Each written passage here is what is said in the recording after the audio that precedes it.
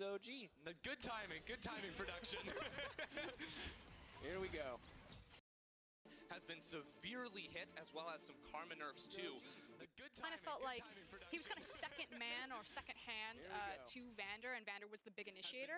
When you see someone like Hikyu, I feel like he's more of a utility response. I expect him to play more long-range ADCs to be that utility rather than kind of a secondary carry than Lite is. So I think we might see a change up in playstyle. Okay, now talking about playstyles, we are very heavily rogue focused because of the substitution and the fact that they're not the favorites in this matchup. It's Schalke that are expected to pick up the win. For Oscar, how do these teams clash head-to-head, and what will be the determining factor on who comes out on top? So if Trick just doesn't run everyone over in the early game in that jungle, I think that this is going to come down to big lumbering team fights. Both these teams really like to rely on their 5v5 potential. I think Rogue more so, whereas there's definitely much more flexibility in Schalke's playstyle, so that's why we give them heavy favorites. You know, they can play a 1-4, a 1-3-1, they can play the 5v5, but if it is a close game, everyone gets to that mid-game status, everyone's got 2 items, and then you just have these big team fights clashing into each other over and over again, and Rogue are looking for those 50-50s into a Baron, into an Elder Dragon, and possibly into a win.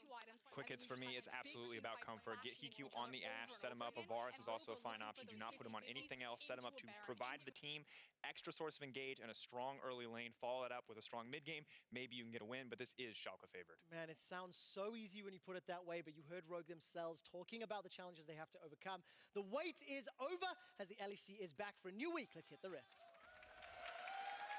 Thank you very much, Quickshot. I am very excited to announce that I'm Medic and this is Endo, and we are here for League of Legends! Yes, we are. It's been way too long. We had Rift Rival, sure, that was great fun, but the LEC, after 3 weeks, is back. The best league in the world, and back taking the stage once more. And what a great game we have to kick us off as well, because Schalke versus Rogue, although some people would have looked at this at the start of the split and said Schalke should quite easily dominate Rogue, it's actually a lot closer than people think. Yeah, you know, Rogue came in and made a lot of roster moves during the break between spring and summer with Larson and Inspired in the jungle. I was about to say Wu-Lai, but we got Hikyu in for this game, and we'll see what that change brings to this Rogue team. That we are going to jump straight on into picks and bans. Of course, we're on 9-13. Kiana, Mordekaiser both enabled. Karthus is disabled in the LEC this week, so we won't be seeing any of the undead sorcerer. Yeah, there were some key nerfs on this patch too. Pyke for laning has been severely hit, as well as some Karma nerfs too.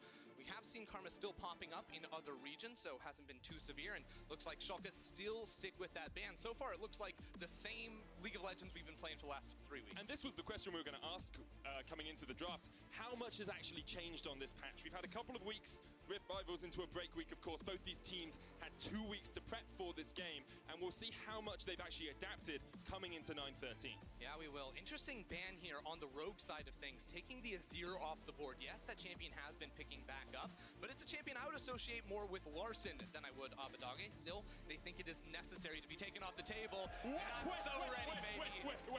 Wait. Mordekaiser. That was my attempt. Yeah, you know what? That's a fine call, Medic. Mordekaiser, the rework coming in hot here. Now we expect this to be a top lane pick for Profit. We'll get into the whys actually when we do hop into the game, but Mordekaiser went through some massive change, and especially that ultimate I'm ready to see on the big stage. Another champion that is going to undergo changes in a couple of patches time is the Aatrox. I believe 9-14 on PBE. He's been nerfed, but still a strong powerhouse in the top lane for now. Schalke, having banned out 3 supports, are looking for a support of their own with the second pick. Yeah, Aatrox still has the revive for these games. Now the Tahm Kench coming in alongside it is something I like to see from Ignar. Now, usually he's on more of these, playmaking supports. I love champions like his Thresh, but the Tahm Kench works when you want to have a split push style, when you want to control the rest of the map. Something we did see from Avantasia back in week 3 was his impressive Akali performance, and this could be signaling another spicier champ for him in the mid lane. Well, we'll wait and see what Avantasia is going to get locked in for him, because at the moment Rogue have the choice and they will lock the Olaf. Expect that to be in the jungle. That's where we most commonly see him. And now the Syndra as well. Blind pick mid very early on here from Rogue. Yeah, interesting. Syndra has been a champion Larson has gone towards. We know he loves these mages in the mid lane, so it makes sense and gives them a pretty strong 2 versus 2 in terms of early game damage here with the Olaf and the Syndra. But we'll see what Schalke want to run into that, because there are a lot lot of options in the jungle. You know, the Sejuani with that little nerf is no longer being banned here, so could be an option here for Schalke.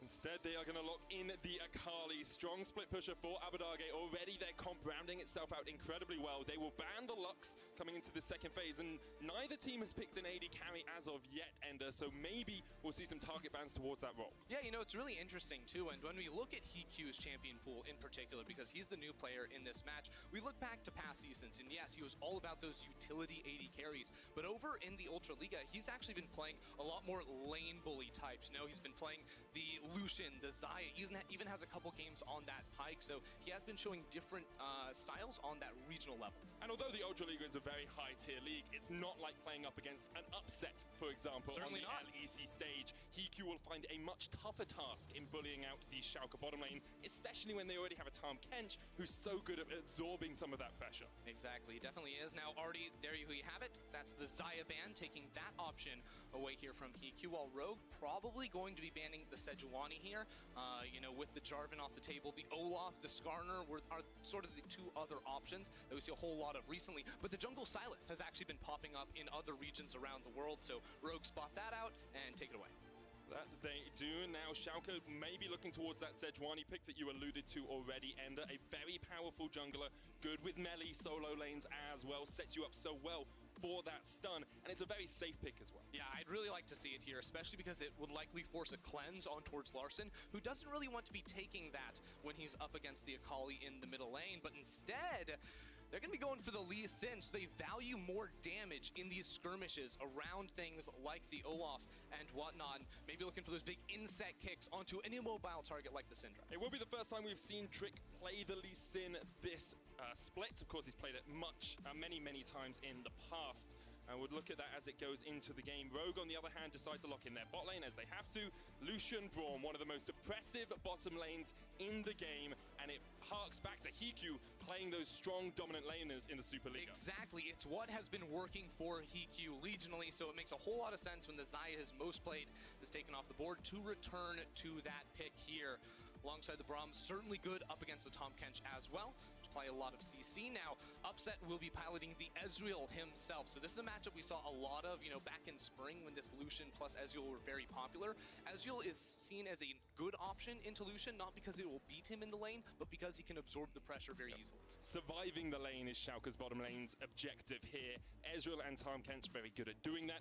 The rest of the map very open, though, you have to feel. We will talk a lot about that Mordekaiser pick when we get into the game, I'm sure. But talk to me about how you expect these lanes are going to go, Ender. Yeah, these lanes are pretty interesting because looking at it right now, it looks like Rogue have a lot of control over the bottom half of the map, the mid lane jungle as well. They have a lot of strong early game pressure to throw Schalke's way. If Schalke's going to be making a move, it's probably going to be up towards that top lane. The Aatrox bringing some CC should make it relatively easy to catch out this Mordekaiser. But you can't catch out Mordekaiser at level 6 because he's going to use that ultimate, turn a 2v1 into a 1v1.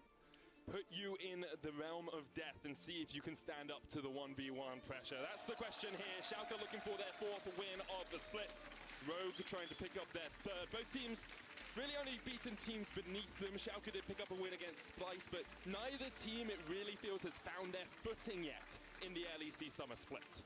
No, they haven't. Both these teams going to be trying to prove that here today. As we return after Rift Rivals, they've had so much time to practice. Let's see what they can do. Schalke facing up against Rogue for our first game here of week 4. Almost halfway through the split, of course. Ender is already shaping up to be a pretty spicy one. Schalke obviously vying to get into that top 4, challenge the teams like Fnatic, like G2 up at the top, but we'll see if they can do it.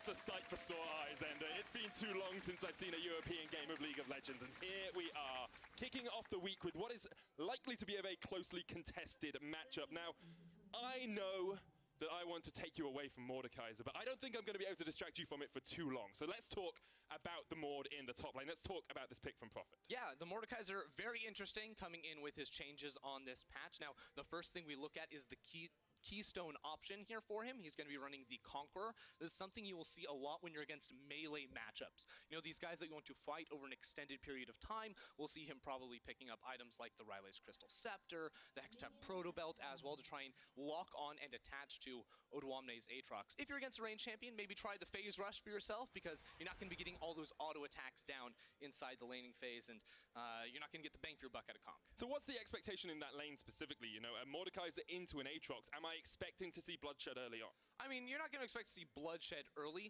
I don't think the Aatrox, I would expect, has control over this matchup, especially in the early levels. Where you'll see Mordekaiser be a lot more prevalent is post level 6. So once he hits level 6, you can no longer gank this champion because his ultimate is a forced 1v1 zone up against him. So Trick, if he wants to impact this lane, will have to do it before that level 6 mark.